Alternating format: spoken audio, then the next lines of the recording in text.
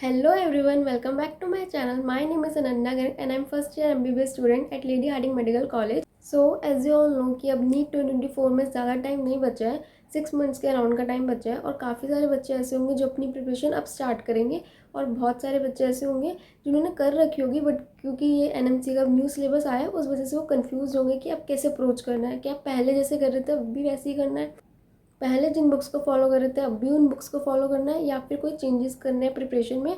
So in this video I am going to tell you all about physics. So please watch it till end आपके सारे doubts clear हो जाएंगे physics के regarding. So let's start the video.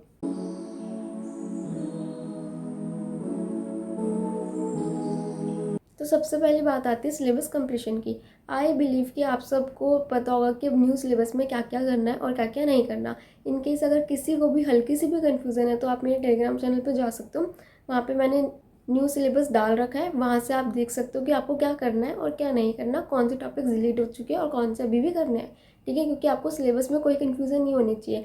आप कुछ भी ऐसा skip नहीं कर सकते जो सिलेबस में है और जो नहीं है उनमें आपको क्यों टाइम वेस्ट करना फिर करके. ठीक है, तो सिलेबस के रिगार्डिंग आप बिल्कुल एकदम क्लियर होने चाहिए कि आपको क्या करना है और क्या नहीं करना. ठीक है, अब उसके बाद बात आती है कि करना कैसे है. 6 महीने बचे हैं. ठीक है, तो आपको एटलीस्ट 4 महीने के अंदर अंदर सिलेबस कंप्लीट करना है एट एनी हाउ. ठीक है, क्योंकि उसके बाद 2 महीने आपको चाहिए होंगे रिवीजन और मॉक टेस्ट के लिए, अपनी प्रिपरेशन को स्ट्रॉन्ग बनाने के लिए. तो अब आप क्या कर सकते हो, आप एक काम करो, सिलेबस खोलो और देखो कि आपको क्या आता है और क्या नहीं आता, कौन से टॉपिक्स आपने पहले पढ़ रखे हैं, कौन से बिल्कुल नहीं पढ़े, कौन से आते हैं, कौन से बिल्कुल नहीं आते, कौन से डिफ़िकल्ट लगते हैं. एक बार आप सिलेबस को एनालाइज करो. ठीक है, उसके अकॉर्डिंग आप अपना प्लानर बनाओ कि कौन सा चैप्टर आप कितने दिन में कंप्लीट कर सकते हो. जो आपने पहले पढ़ रखा होगा या आपको पहले से आता होगा उसमें आपको कम टाइम लगेगा और जो आपको बिल्कुल नहीं आता उसमें आपको ज़्यादा टाइम लगेगा. तो आप अपने अकॉर्डिंग उस प्लानर को बनाइए और मेक श्योर कि फरवरी से ज़्यादा उसमें आप टाइम नहीं लगा सकते, बिकॉज मार्च और अप्रैल आपको चाहिए for revision and mock test. तो 4 महीने में आप उसको प्लान कीजिए कि आप कैसे आपको अपना सारा सिलेबस कंप्लीट करना है. ठीक है, एंड इन केस आपको टारगेट्स बनाने में डिफ़िकल्टी आती है, आपको नहीं समझ में आता है कि आप अपने टारगेट्स कैसे बनाओ, तो मैंने ऑलरेडी प्लानर अपलोड कर रखा है पूरा. ठीक है, हालांकि वो स्टार्ट हो चुका है पहले से, आई थिंक 9 अक्टूबर से वो स्टार्ट हो चुका है. ठीक है, बट अभी भी आप लेट नहीं हो. It's better to be late than never. थोड़ा सा लेट हुआ है, अगर आप अभी भी उसे फॉलो करना स्टार्ट करोगे बट एटलीस्ट स्टार्ट तो हो जाएगा उसके थ्रू. इट्स बेटर कि अगर आप खुद से नहीं कर पा रहे हो तो आप उसे फॉलो कर लो. थोड़ा सा लेट ज़रूर होगा बट एटलीस्ट स्टार्ट तो होगा. ना होने से तो बेटर है कि कुछ तो होगा. ठीक है, आपको ज़्यादा उससे क्या इम्पैक्ट पड़ेगा, थोड़ा सा ही 10 दिन का आपका डिले आ जाएगा ओवरऑल स्केड्यूल में. तो बट उससे एटलीस्ट आपका सिलेबस तो कंप्लीट होगा. अगर आप खुद से बना ही नहीं पाओगे, फिर स्टार्ट ही नहीं कर पाओगे, फिर तो कभी होगा ही नहीं. तो आई रिकमेंड यू, अगर आप खुद से कर पा रहे हो तो वेल एंड गुड, नहीं कर पा रहे तो फॉलो दैट. ओके, अब नेक्स्ट थिंग इज़ कि सिलेबस कंप्लीट करें कैसे. सबसे पहले आता है लेक्चर अटेंड करना. ठीक है, अगर आपने कोई कोचिंग ज्वाइन कर रखी है, किसी कोचिंग में एनरोल्ड हो और वहाँ का आपको समझ में आ रहा है तो आप वहाँ से कर लो. ठीक है, कोई प्रॉब्लम नहीं है. बट अगर आपके पास कोई कोचिंग नहीं है और आपको नहीं समझ में आ रहा या फिर मतलब है और आपको वहाँ पे नहीं समझ में आ रहा टीचर्स का पढ़ाया हुआ, तो आप यूट्यूब से भी पढ़ सकते हो. मैंने खुद सेल्फ स्टडी की थी और मैंने यूट्यूब से ही किया है. तो आप उम्मीद 2022 या 2023 बैच में से किसी से भी कर सकते हो. मैंने 2022 बैच से किया था. तो वहाँ मतलब ऐसा मत सोचो कि वन शॉट है तो इनफ नहीं होगा. वहाँ पे सारा कंटेंट है जो रिक्वायर्ड है नीट के लिए. ठीक है, कुछ भी नहीं छोड़ रखा, बट आप प्रैक्टिस आपको फिर खुद से करनी पड़ती है. ठीक है, अगर आप सेल्फ स्टडी करते हो, बिकॉज सेल्फ स्टडी में आपको अपनी प्रिपरेशन का सारा ध्यान खुद रखना पड़ता है. Nobody is there to guide you. That's why I am here to tell you what all you can do if you are doing self study. Because I believe कि all those problems which I faced during my preparation that should not happen with you all. and if you believe like कि अगर आपके पास coaching नहीं है तो आपका selection नहीं हो सकता, ऐसा कुछ नहीं होता. मैंने भी सेल्फ स्टडी से किया, अगर आप भी सेल्फ स्टडी कर रहे हो तो आप भी कर सकते हो. बट आपको करना पड़ेगा, बस आपको करना पड़ेगा. रिसोर्सेज की कमी नहीं है और जो भी रिसोर्सेज रिक्वायर्ड है वो सब मैं प्रोवाइड करूँगी. ठीक है, तो सबसे पहले आपको लेक्चर अटेंड करना है. जैसा कि मैंने कहा कि उम्मीद batch is much more sufficient for NEET. ठीक है, ऐसा नहीं है कि वहाँ पे कंटेंट की कमी है. वहाँ से आप फिजिक्स के लेक्चर अटेंड कर सकते हो. और या फिर आपको अगर किसी और टीचर के भी अच्छे लगते हैं लेक्चर्स तो आप वो भी अटेंड कर सकते हो, उसमें भी कोई प्रॉब्लम नहीं है. ठीक है, अल्टीमेट गोल इसकी आपको समझ में आना चाहिए वो चैप्टर. ठीक है, तो आप यूट्यूब से लेक्चर अटेंड करो. नेक्स्ट आती है books and resources to follow for practice. ठीक है, क्वेश्चन प्रैक्टिस आपको कहाँ से करनी है और कौन सी बुक्स और रिसोर्सेज को आपको फॉलो करना है. तो अब उस पर बात करते हैं. सबसे पहले बुक्स में एनसीईआरटी तो देखो आपको करनी है, बट एनसीईआरटी आपको रीड नहीं करनी है। मैंने एनसीईआरटी हाइलाइट्स आपको प्रोवाइड कर दिया मेरे टेलीग्राम चैनल पे, वहाँ से आप वो उन हाईलाइटेड पॉइंट्स को एक बार ही रीड कर लेना, ठीक है। तो वहाँ से आपकी एनसीईआरटी हो गई। देन एनसीईआरटी की बैक एक्सरसाइज क्वेश्चंस और इंटेक्स क्वेश्चन ये आपको करने हैं, ये कर लेना। पीवाईक्यूज ये आपको करना है, ठीक है। ये तीनों चीज़ें तो मैंडेटरी है। उसके अलावा और क्वेश्चन प्रैक्टिस के लिए मैं सोर्सेज बता रही हूँ, and date to which are available for free, ठीक है। मैं अभी कोई पेड रिसोर्सेज की बात नहीं कर रही हूँ, यहाँ पे फ्री बता रही हूँ। जो कुछ मैंने भी यूज़ किया और कुछ मैंने नहीं किए, ठीक है, बट आप कर लेना बिकॉज दे आर गुड। मेरे पास इतना टाइम नहीं था उस टाइम पे करने का, अभी यू हैव। और वो बच्चे जिनकी प्रिपरेशन अच्छी चल रही है but they are looking for more question practice, तो उनके लिए तो बहुत अच्छी चीज़ है वो सारी, ठीक है। तो सबसे पहले और एक्स्ट्रा प्रैक्टिस के लिए आप तमन्ना मैम की 7777 क्वेश्चन सीरीज फॉलो कर सकते हो, जो मैंने पूरी की थी, ठीक है। वो तो मैंने पूरी की थी, वो कर लेना। वो आपके कंसेप्ट को बहुत अच्छे से बिल्ड कर देगी। सेकंड, आपको और क्वेश्चन प्रैक्टिस करनी है, आप उसके बाद जाइए एनसीईआरटी पंच पे, जो कि पीडब्ल्यू की है। वो मेरे टेलीग्राम चैनल पे उसकी पीडीएफ फ्री में अवेलेबल है, तो वहाँ से आप उसे डाउनलोड करके वहाँ से क्वेश्चन सॉल्व कर सकते हो। उसमें आपको थोड़े से नोट्स भी मिलते हैं स्टार्टिंग में, और वेराइटीज़ ऑफ क्वेश्चन है, और टॉपिक वाइज है, ठीक है। तो जो टॉपिक आपका सिलेबस से डिलीटेड है उस टॉपिक के क्वेश्चन मत करना, अब क्योंकि न्यू पैटर्न पे आपको करनी है प्रिपरेशन। तो वो टॉपिक्स छोड़ के आप बाकी सारे टॉपिक्स के क्वेश्चंस प्रैक्टिस कर सकते हो उस चैप्टर के, ठीक है। एंड एक और बात मैं बताना भूल गई, जब आप लेक्चर अटेंड करोगे, ठीक है, जब आप लेक्चर देखोगे यूट्यूब पे, तो वही टॉपिक जो नहीं है आप सिलेबस में, उन टॉपिक्स को मत सुनना, ठीक है। वो स्किप कर देना जो नहीं आने। तो वो चीज़ देख लेना, जो टॉपिक्स डिलीटेड है वहाँ पे भी टाइम वेस्ट मत करना करने के लिए। जो सिलेबस में है वो टॉपिक्स के देख लेना। एंड अगर आपको और क्वेश्चन प्रैक्टिस करनी है फिजिक्स के लिए, तो उसके लिए भी मैं और डीपीपीज अपने टेलीग्राम चैनल पे अपलोड करती रहूँगी टाइमली, आप वहाँ से उन्हें सॉल्व कर सकते हो, ठीक है। तो क्वेश्चन की कमी नहीं होगी। Whichever DPP I feel like is good for NEET preparation और एनसीईआरटी बेस्ड आपको कर लेनी चाहिए, तो वो मैं आपको अपलोड कर दूँगी वहाँ पे, तो आप वहाँ से वो डीपीपीज भी कर सकते हो। सो ये मैंने आपको एक सीक्वेंस बताई है जो आपको फॉलो करनी है। लेक्चर देखने के बाद पहले एनसीईआरटी के क्वेश्चन, देन पीवाईक्यूज, देन वो 7777 क्वेश्चन सीरीज, देन बुक के क्वेश्चन सॉल्व कर सकते हो। वहाँ से आपको और वेराइटीज़ के क्वेश्चंस भी मिलेंगे, आप वो भी कर सकते हो। एंड लास्ट में और प्रैक्टिस करनी है तो आप डीपीपीज कर सकते हो, विच आई विल प्रोवाइड, ठीक है। तो ये आपका यहाँ पे क्वेश्चन प्रैक्टिस वाला पार्ट हो गया। And now next come to notes and formula sheets. बहुत सारे बच्चों का डाउट रहता है हमेशा कि नोट्स बनाने हैं या नहीं बनाने। देखो, आपके पास अब टाइम नहीं है कि आप नोट्स बनाओ बैठ के, क्योंकि बहुत सारा सिलेबस है। अगर इसके आप नोट्स लिखने बैठ गए ना, तो आपको सिलेबस हो ही नहीं पाएगा, ठीक है। प्रैक्टिकली पॉसिबल ही नहीं है नोट्स बनाना।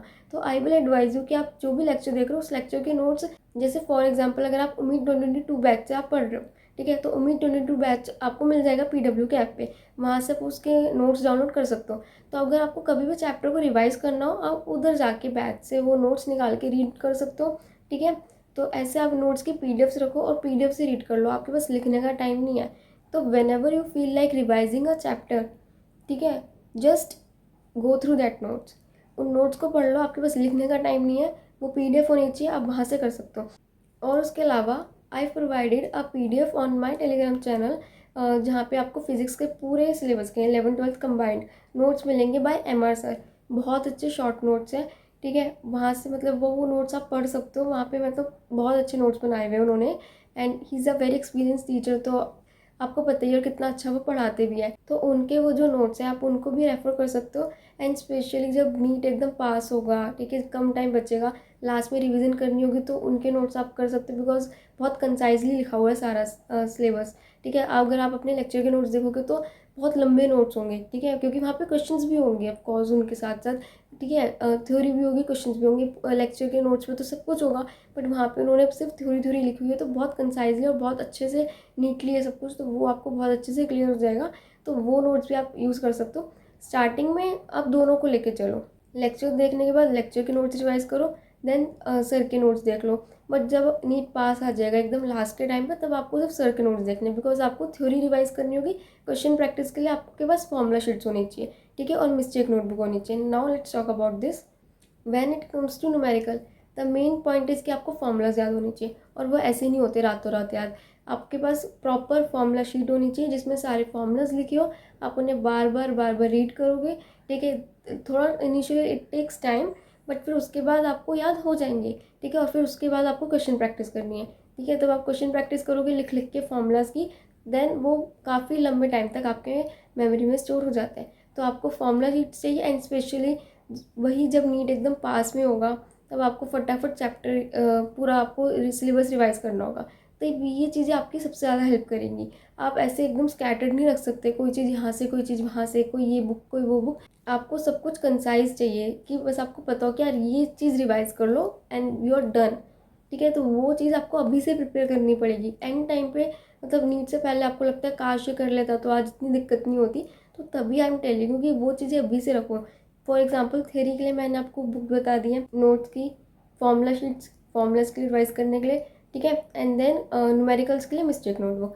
ये तीनों चीज़ें आपके पास होगी फिजिक्स के लिए, you are done for the revision. Okay, formula sheets अगर आप अपनी खुद की बना रहे हो तो बना लो, अदरवाइज वो भी मैंने अपने टेलीग्राम चैनल पे प्रोवाइड कर रखी है, वो आप यूज़ कर सकते हो। प्लस एक और बात मैं ऐड ऑन करना चाहूँगी, do not rely on them completely, do not rely on them completely. वो फॉर्मूला शीट्स मैंने भेजी एज अ सैम्पल, ठीक है। अगर आप पढ़ रहे हो and suddenly you feel like यार ये फॉर्मूला मैं भूल सकता हूँ, ये भूल सकती हूँ, और ये उस शीट में नहीं है जो मैंने भेजी है, तो डोंट थिंक कि जो मैंने भेजी है बस वही फॉर्मूलाज इंपॉर्टेंट और वही करने हैं, ऐसा नहीं है। वहाँ पे मैंने भेजी है, अगर आपको कोई फॉर्मूला लगता है कि उसमें नहीं लिखा, या आपको ऐसा लगता है कि वो आप भूल सकते हो, ठीक है, वो आपको इंपॉर्टेंट लगता है, just keep on adding them, modify them according to your needs, ठीक है। वो भेजिए, उसके बाद आपको पर्सनली उसे मॉडिफाई करना है according to your needs and your requirements, जैसे आपको लगे उस आप सब करो and make your proper formula sheet जो आप नीड से पहले रिवाइज करोगे, जो आपके लिए बेनिफिशियल होगी एक्चुअल वे में, ठीक है। Now next, mistake notebook. तो mistake notebook is something which you need to make on your own. तो आपको क्वेश्चन सॉल्व करने हैं, जो क्वेश्चन आपसे सॉल्व नहीं होंगे या आपकी जो गलतियाँ होंगी मॉक टेस्ट में, keep on adding those questions in a notebook and keep on revising that notebook regularly on regular basis, ठीक है। तो ताकि वो गलतियाँ आपके दिमाग में बैठ जाए और फिर अगली बार जब आप क्वेश्चन सॉल्व करोगे तो वो सेम मिस्टेक्स आपके रिपीट ना हो, and ultimately this will help you in your improvement. I hope I am clear. तो यहाँ पे आपके ऑलमोस्ट सारे पॉइंट्स हो चुके हैं। Now let's come to revision. तो रिवीजन में आपको क्या क्या करना है वो मैंने ऑलरेडी बता दिया है। आपको अपनी वो थ्योरी रिवाइज करनी है, जिसके लिए मैंने ऑलरेडी पीडीएफ भेज दी है। आपको फॉर्मूला शीट्स रिवाइज करनी है, सैम्पल मैंने भेज दिया। Now modify it and revise दो शीट्स एंड मिस्टेक नोटबुक जो आप अपनी खुद बनाओगे। ये तीनों चीज़ें आपको रिवाइज करनी है on a regular basis. Okay, अब कैसे आपको करना है, ठीक है। तो देखो, प्लानर आप जब भी अपना बना रहे हो ना, तो make it in that a way कि जैसे आपने 10 to 15 डेज आपने रखा कि आपको ये चैप्टर्स कंप्लीट करने हैं, उसके बाद आपको छोटा ब्रेक रखना है 2 to 3 डेज़ का, जिसमें आप वो जो आपने पहले किया 15 डेज में उसको थोड़ा बहुत आप रिवाइज कर लो, ठीक है। मैं ये नहीं कह रही कि रिवीजन को ज़्यादा टाइम दो, बिकॉज अगर आप एकदम ज़ीरो पर हो भी तो आपका मेन फोकस पहले तो सिलेबस कंप्लीशन होना चाहिए। बट अगर आप सिर्फ सिलेबस सिलेबस सिलेबस करते रहोगे ना, तो फिर आप सिलेबस तो बेशक कर लोगे 4 महीने में, बट उसके बाद एकदम ब्लैंक हो जाओगे। जो आपने एकदम स्टार्टिंग में पढ़ा होगा ना, आपको कुछ भी याद नहीं होगा। तो वो गलती ना हो, इसलिए आपको थोड़ा थोड़ा गैप बीच में देना है, ताकि प्रीवियस टॉपिक्स आपके बहुत अच्छे से ना सही बट एटलीस्ट कुछ कुछ आपके रिवाइज हो जाए, ताकि जब आप एक बार सारा सिलेबस कंप्लीट होने के बाद दोबारा रिवाइज करोगे तो चीज़ें आपको एकदम न्यू ना लगे, आपको लगे कि हाँ ये पढ़ रखा है, और कम टाइम में आपको रिवीजन हो जाए उन टॉपिक्स की। तो इसलिए आपको वो रिवाइज करना है, और उस रिवीजन वाले डेज में आपको क्या क्या रिवाइज करना है मैंने आपको ऑलरेडी बता दिया, ठीक है। So this is how you need to revise. बाकी एंड में प्रॉपर रिवीजन आपकी कैसे होनी चाहिए वो उसके बारे में बाद में बात करेंगे, बिकॉज अभी आपका मेन फोकस सिलेबस कंप्लीशन है। I am not telling you कि नीट से 1-2 महीने पहले आपको कैसे रिवाइज करना है, उसके ऊपर अभी बात करने का कोई फ़ायदा नहीं है। Just I am just telling you कि अभी आपको सिलेबस कंप्लीट करना है और इस कंप्लीशन के बीच में आपको कैसे रिवाइज करना है, ठीक है। रिवीजन का मतलब वो है, क्योंकि अभी आप एकदम रिवीजन नहीं छोड़ सकते, you have to do it regularly. 10-15 दिन में कर लो थोड़ा थोड़ा। अगर आप मेरा टाइम टेबल भी देखोगे जो मैंने प्लानर भेजा है, ठीक है, ग्रुप पे टेलीग्राम चैनल पे, तो वहाँ पे मैंने भी डेज दिए हुए बीच बीच में, बिकॉज बिना रिवाइज किए सिलेबस करने का कोई पॉइंट है ही नहीं, तो वो आपको करना ही पड़ेगा, ठीक है। तो this is what I mean. Now let's talk about time table. आपको कैसे अपना टाइम टेबल बनाना है। तो देखो, आपको 12 आवर्स की स्टडी मिनिमम करनी है अभी, ठीक है। मैं ये नहीं कहूँगी 7-8 घंटे पढ़ो, बिकॉज अब नहीं हो सकता। 12 घंटे मिनिमम पढ़ना है, ठीक है। इससे ज़्यादा पढ़ सकते हो तो बहुत अच्छी बात है, वरना इससे कम तो होना ही नहीं चाहिए, ठीक है। और इस 12 घंटे में आपको 6 आवर्स की आपको लेक्चर्स देखने हैं और 6 आवर्स के आपको क्वेश्चन प्रैक्टिस को देने हैं, ठीक है। और ऐसा नहीं होना चाहिए कि आप एक दिन बायो पढ़ रहे हो, एक दिन केमिस्ट्री, एक दिन फिजिक्स, ऐसा नहीं चलना चाहिए। तीनों सब्जेक्ट्स को आपको एक साथ लेके चलना है। ऐसा हो सकता है कि किसी दिन आपका कोई सब्जेक्ट पढ़ने का मूड ना हो, तो उस दिन आप स्किप कर सकते हो, बट एकदम ऐसे नहीं कि यार कभी भी रैंडमली कुछ पढ़ रहे हो, ऐसे नहीं चलना चाहिए। प्रॉपर टाइम टेबल से आपको चलना है। कोशिश करोगे डेली तीनों सब्जेक्ट्स को टाइम दो, बट इन केस नहीं दे पा रहे तो डेली 2 सब्जेक्ट्स तो आपको मैनेज करने ही है, ठीक है। और मैंने जो टाइम टेबल भेजा है आपको, मतलब जो प्लानर भेजा है, उसमें मैंने ये नहीं बताया कि आज आपको ये करना है, आज आपको ये करना है। My planner is simple, like this 3 और 4 डेज में आपको चैप्टर्स कंप्लीट करना है।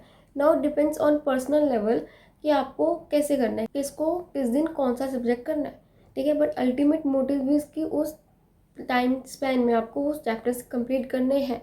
तो मैंने आपको प्लानर भेजा है कि इन 4 दिन में आपको ये करना है, बट टाइम टेबल आपको अपना खुद बनाना है। दैट इज़ समथिंग पर्सनल जो हर बच्चे का अलग होता है। इसलिए मैं कोई यही नहीं बता रही कि कोई एकदम आइडियल टाइम टेबल की इस टाइम टेबल के अकॉर्डिंग सबको फॉलो करना है, नहीं हो सकता, पॉसिबल ही नहीं है। सबका अलग अलग होता है, वो time table will never be same for every student, ठीक है। तो आपको अपने अकॉर्डिंग करना है। फॉर एग्जाम्पल जैसे मैंने दिया, तो अब हर बच्चा अपने अकॉर्डिंग कर रहा होगा। कोई पहले ये सब्जेक्ट कर रहा है, कोई पहले ये कर रहा है, कोई पहले ये कर रहा है, बट अल्टीमेट थिंग इसके सबका वो टारगेट पूरा होना चाहिए। तो जब आप कोई प्लानर फॉलो कर रहे हो तो टाइम टेबल आपको अपना खुद बनाना है। Nobody will tell you. Please don't follow someone's time table. ऐसे नहीं कि यार वो ऐसे पढ़ रहा है तो मैं भी ऐसे ही पढ़ूंगा, वो इतने बजे से इतने बजे तक पढ़ रहा है तो मैं भी इतने बजे से इतने बजे तक पढ़ूंगा, इस टाइम पे ये कर रहे हैं मैं भी। Don't follow, don't copy someone, ठीक है। Make your own time table, आपका अपना स्केड्यूल है, ठीक है। तो वो आपको बनाना है। I am just here to tell you कि आपका टाइम टेबल कैसा होना चाहिए।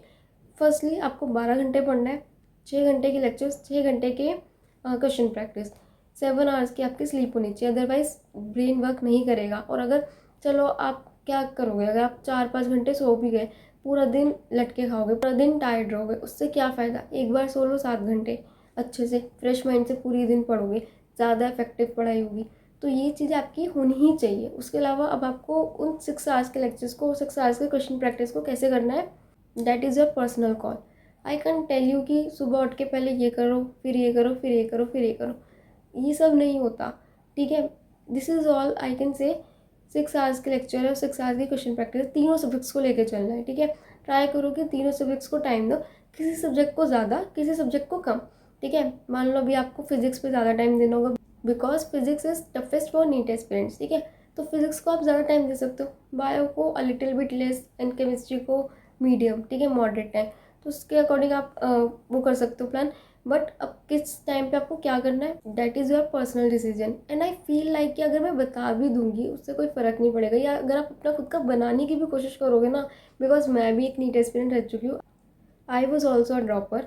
तो मुझे पता है what all goes in the mind of a NEET aspirant, और उसका क्या होता है।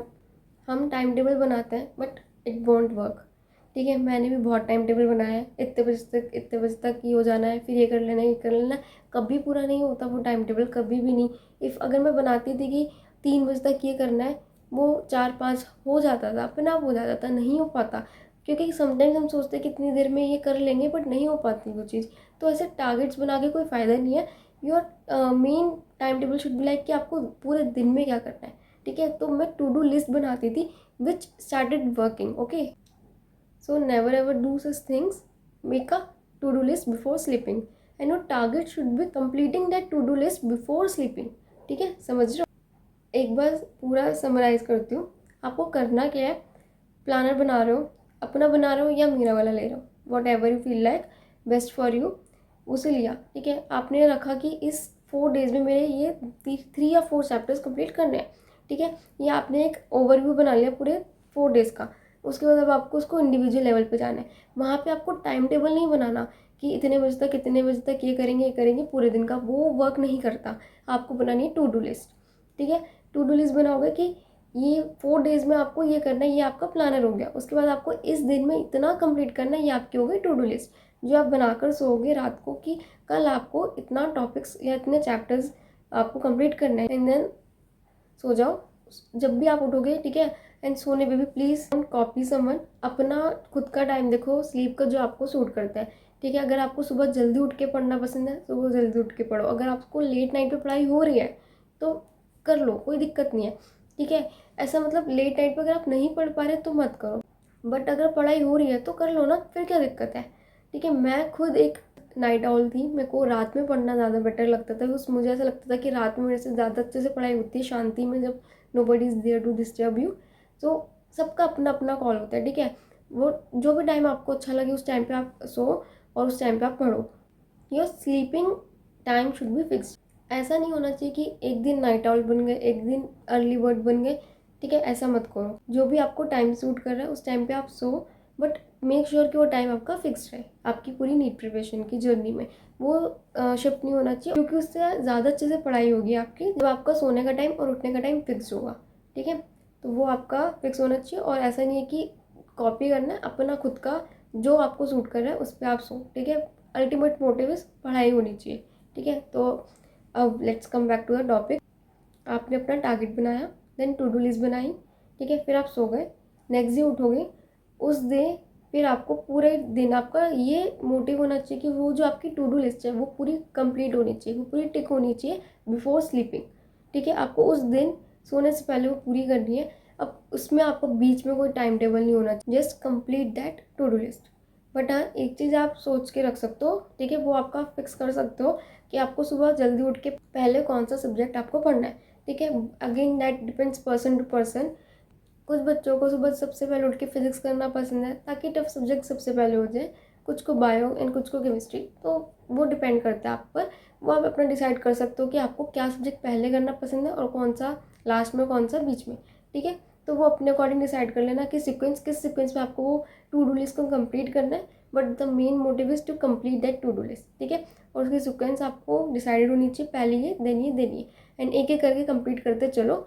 एंड बिफोर स्लीपिंग वो पूरी कंप्लीट होनी चाहिए। This is all you need to do in time table. This is my advice, don't run for ideal time table. वो एग्जिस्ट ही नहीं करता। हम ह्यूमन्स हैं, जो हम लिख रहे हैं कि हम ये कर लेंगे, जब उसे इम्प्लीमेंट करने की बारी आती है तो ज़रूरी नहीं है वो एग्जैक्ट वैसा ही हो, उसमें चेंजेस हो सकते हैं। और फिर जब उसमें चेंजेस होंगे तो आपको स्ट्रेस होने लगेगा कि यार हम अपना टाइम टेबल फॉलो नहीं कर पा रहे हैं, हमारा सिलेबस कंप्लीट नहीं होगा, ठीक है, अब हमारा नीट में सिलेक्शन नहीं होगा। फिर वो फालतू की चीज़ें आपको स्ट्रेस दे देती है और फिर टाइम वेस्ट हो जाता है। तो इट्स बेटर ना कि इतना कॉम्प्लिकेट मत करो उस प्रिपरेशन को। टू डू लिस्ट बनाओ एंड स्टार्ट डूइंग इट। एक एक करके कंप्लीट करनी है पूरी to do list. This is the simplest thing you can do instead of writing all the things कि ये कर लेंगे इतने बजे तक, और फिर उसमें कुछ डेविएशन हो और फिर स्ट्रेस में बैठे रहो। तो वो सब करने से बेटर है keep it as simple as you can. Okay, so now अब लास्ट थिंग जो बची है वो है मॉक टेस्ट। ऑलमोस्ट मैंने सारे पॉइंट्स पे बात कर ली है। मॉक टेस्ट बची है और इस वक्त तो सबसे ज़्यादा बच्चों को मॉक टेस्ट का हो रहा है कि मॉक टेस्ट कौन से दे, कैसे दे, स्पेशली वो बच्चे जो सेल्फ स्टडी कर रहे हैं। सो मैं सबको क्लियर करती हूँ। देखो सिंपल सी बात है, मॉक टेस्ट अब आपको देने हैं न्यू नीट सिलेबस पे, ठीक है। पुराने वाले पे आपको नहीं देने, क्योंकि फिर वो जब वो आएगा ही नहीं तो फिर क्यों देने, ठीक है। और न्यू सिलेबस के मॉक टेस्ट अब जो भी न्यू आएंगे, ठीक है। पहले मेरे पास मैंने कहा था कि मैं मॉक टेस्ट प्रोवाइड करूँगी अपने टेलीग्राम चैनल पे, तो मैं करूँगी, ठीक है। वो इट्स अभी भी मैं करूँगी। बट अब जो पहले वाले मॉक टेस्ट है वो मैं नहीं भेज सकती, बिकॉज वो सिलेबस तो आपका आएगा ही नहीं। तो मैं पहले वाले मॉक टेस्ट क्यों भेजूँ? अगर इफ़ यू स्टिल वांट तो आप मुझे कमेंट में बता देना, मैं आपको भेज दूँगी। कि अगर आपको ऐसा है कि नहीं दी, हम वो जो चैप्टर्स, जो टॉपिक्स या चैप्टर्स जो डिलीटेड है, हम उनकी क्वेश्चंस को हटा देंगे और फिर हम प्रैक्टिस कर लेंगे। If you want to do this then I send, ठीक है। मेरे को कोई प्रॉब्लम नहीं है, मैं भेज दूँगी अगर आप ये करने के लिए तैयार, बिकॉज इसमें थोड़ा टाइम जाएगा और मेहनत लगेगी। If you are ready to do this then I will send. Otherwise जो न्यू सिलेबस के मॉक टेस्ट है वो अब थोड़ा टाइम लगेगा अपलोड करने में, बिकॉज अभी इंस्टीट्यूट्स में होंगे। Then I will search for them and then I will upload them. तो it will take a time, but मैं अपलोड कर दूँगी, ठीक है। तो टेंशन मत लो कि मॉक टेस्ट की प्रैक्टिस कैसे करेंगे। आई विल अपलोड, और बहुत सारे मॉक टेस्ट अपलोड कर दूँगी, तो उसकी आप चिंता मत करो। आपको मैंने ऑलरेडी इतने सारे सोर्सेज बता दिए प्रैक्टिस के लिए, वहाँ से फिजिक्स की प्रैक्टिस करते रहो जितनी कर सकते हो, ठीक है। और भी चाहिए और भी क्वेश्चन बैंक्स प्रोवाइड कर दूँगी, तो डोंट फील लाइक यार प्रैक्टिस कैसे होगी, प्रैक्टिस हो जाएगी। तो क्या अभी आप अपना फोकस रखो सिलेबस कंप्लीशन, रिवीजन और प्रैक्टिस, इन 3 चीज़ों पे रखो। और इनके लिए जो जो सोर्सेज मैंने बताए हैं सारे, उन सबको करो। और भी चीज़ें, माइंड मैप्स और शॉर्ट नोट्स विच आई फील लाइक कि अच्छे हैं नीट प्रिपरेशन के लिए, आपकी जर्नी में हेल्प करेंगे और आपको एंड में रिवीजन में बहुत अच्छी हेल्प करेंगे नीट से पहले। वो भी मैं अब आगे अपलोड करती रहूँगी टाइमली, जैसे जैसे मुझे मिलेंगे वो सब मटेरियल मैं अपलोड कर दूँगी। तो उसकी आप टेंशन मत लो, अभी भी इतना सारा मटेरियल अपलोडेड है, वो आप यूज़ करो, और भी आ जाएगा, तो उसकी टेंशन की बात नहीं है। मॉक टेस्ट के लिए न्यू सिलेबस के पैटर्न के लिए भी आपको थोड़ा सा वेट करना पड़ेगा, ठीक है। पुराने वाले चाहिए तो मैं अपलोड कर दूँगी, न्यू वाले के लिए थोड़ा वेट करना पड़ेगा। बट न्यू में भी द थिंग इज़ कि अभी जो बच्चे स्टार्ट कर रहे हैं एकदम, ठीक है, या जो बच्चे मेरा टारगेट सीरीज़ फॉलो कर रहे हैं तो वो 11th कर रहे हैं अभी। और अगर अभी जो न्यू भी होंगे इंस्टीट्यूट में तो वो 12th के होंगे पहले, ठीक है, उसके बाद देन 11th के स्टार्ट होंगे, बिकॉज इंस्टीट्यूट्स में तो अभी 12th चल रही होगी इस टाइम पे। तो इफ़ यू वांट तो मैं आपको 12th वाले मॉक टेस्ट अपलोड कर दूँगी जैसे जैसे टाइमली वो आएंगे। अगर आपको 12th के मॉक टेस्ट की प्रैक्टिस करनी है तो ठीक है, वो मैं कर दूँगी। सो अभी के लिए मॉक टेस्ट के लिए मैं इतना ही कहूँगी, just wait for a few time, then बहुत सारे मॉक टेस्ट आएंगे, आई विल अपलोड दैट, ठीक है। अभी एकदम से रश मत करो मॉक टेस्ट के ऊपर, अभी एकदम से न्यू पैटर्न चेंज हुआ है तो it will take a little bit time, but you will get that, सब कुछ मिल जाएगा। Okay, so thank you so much guys for watching my video. I really hope कि आपको अच्छे से सब कुछ समझ आ गया हो और इस वीडियो ने आपको बहुत हेल्प किया हो, आपके डाउट सॉल्व हो चुके हो सारे, ठीक है। अगर और भी कोई डाउट है तो आप कमेंट में बता सकते हो, ठीक है। And if you like my video then please hit the like button, do subscribe to my channel and share the video with your friends as well, and comment आपको ये वीडियो कैसी लगी है, and if you need anything else आप वो भी बता सकते हो कमेंट में। and once again thank you so much guys for watching my video।